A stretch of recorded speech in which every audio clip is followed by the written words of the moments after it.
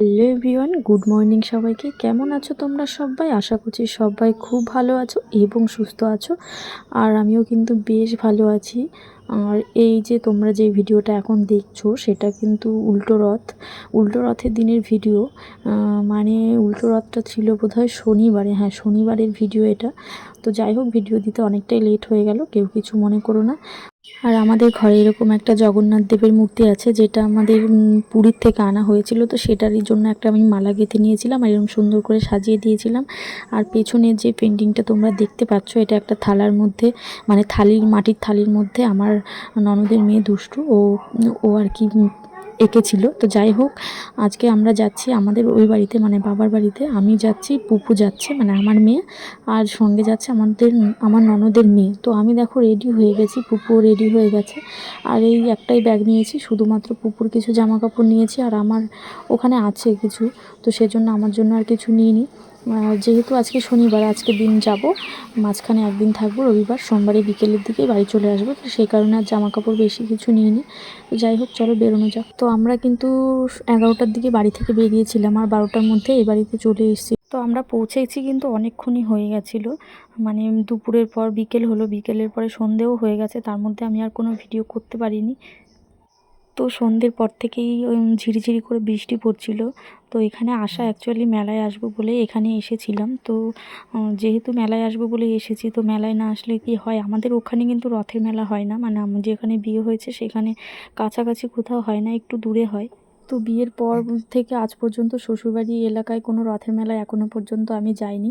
আর বিয়ের পরে আগের বছর এসেছিলাম বাপের বাড়িতে রথের মেলায়, আর এই বছরও আসলাম রথের মেলাতেই বাবার বাড়িতে।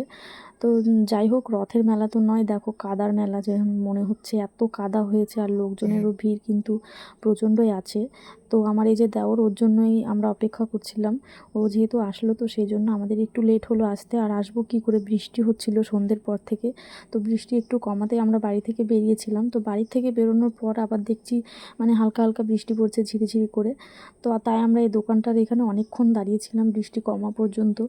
তো যেহেতু এবার রথের দড়ি ধরতে পারবো না, দড়ি টানতে পারবো না, তো সেই কারণেই আর কি রথের মানে দড়ি ধরিনি, দড়ি রথের কাছে যাইনি, দূর থেকে জগন্নাথদেবকে প্রণাম করে নিলাম, দর্শন করে নিলাম। তো এখানে একটু কেনাকাটা করছিলাম। এখান থেকে দুটো ক্লিপ নেওয়া হয়েছে, দিদি একটা পার্স নিয়েছে, আর আমার মেয়ে তো ওই জলের মধ্যে ফোলায় না যে বেলুনগুলো আর কি, ওইগুলোই নিয়েছে। তো যাই হোক, এখান থেকে একটুখানি কেনাকাটা করে নিয়েছিলাম আমরা। তারপরে এখান থেকে খাওয়া দাওয়া করেই কিন্তু বেরিয়ে গেছিলাম, যেহেতু বৃষ্টি আবার শুরু হয়েছে। আর এখানে এত কাদা, মাঠের মধ্যে জল জমে গেছে, দেখো কি অবস্থা, পুরো কাদায় যেন একসা হয়ে গেছে। তো না পারছি এদিকে যেতে, না পারছি ওদিকে যেতে। তো আর ওইখানে হচ্ছে বাউল গান, মানে মাঠের মাঝখানের ওই সাইডটায় যে তাঁবু দিয়ে পুরো ঘেরা ছিল, তো ওইখানটায় বোধহয় জল হয়নি, জানি না, ওইদিকে আমরা যাইনি, যেহেতু কাদা পার করে যেতে হবে, তো সেই কারণে আর ওইদিকে যাইনি।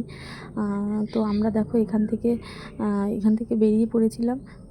বেরোনোর পরে এই সাইডে একটা রোলের দোকান আছে, তো সেখানে আমরা ঢুকেছিলাম। ওখান থেকে রোল খেয়ে বাড়ির জন্য জিলিপি আর বাদাম ভাজা নিয়ে বাড়িতে চলে এসেছিলাম। তো এখানে বসেছিলাম, মানে বসারও জায়গা ছিল না, চেয়ারগুলো যেন কাদার মধ্যে আর কি মানে কাদার মধ্যে অনেকটা ঢুকে গেছে, চেয়ারের যে পাগুলো হয় সেগুলো। তো এখান থেকে রোল খেয়ে আমরা বাড়ির জন্য বললামই তো, বাদাম আর জিলিপি নিয়ে বাড়িতে চলে এসেছিলাম। আর ওখানে বাউল গান হচ্ছে, নিচে কিন্তু লোকও বসে আছে। ওখানে বোধহয় জল কাদা কিছুই হয়নি, যেহেতু উপরে ভালো করে তাঁবু দিয়ে সাইড দিয়ে ঘেরা ছিল, তো সেই জন্যই। আর এই স্কুলে কিন্তু আমি আমার এটা কিন্তু প্রাইমারি স্কুল এবং হাই স্কুল মিলেই দুটো স্কুলেরই মাঠ এটা। তো এখানে ছোট থেকে প্রাইমারি স্কুলেও আমি এখানে পড়েছি, এবং মাধ্যমিক 12 ক্লাসও আমি এই স্কুল থেকেই দিয়েছি। তো যাই হোক, তোমরা কারা কারা এরকম কাদার মধ্যে রথের মেলায় গিয়েছিলে অবশ্যই কমেন্ট করো।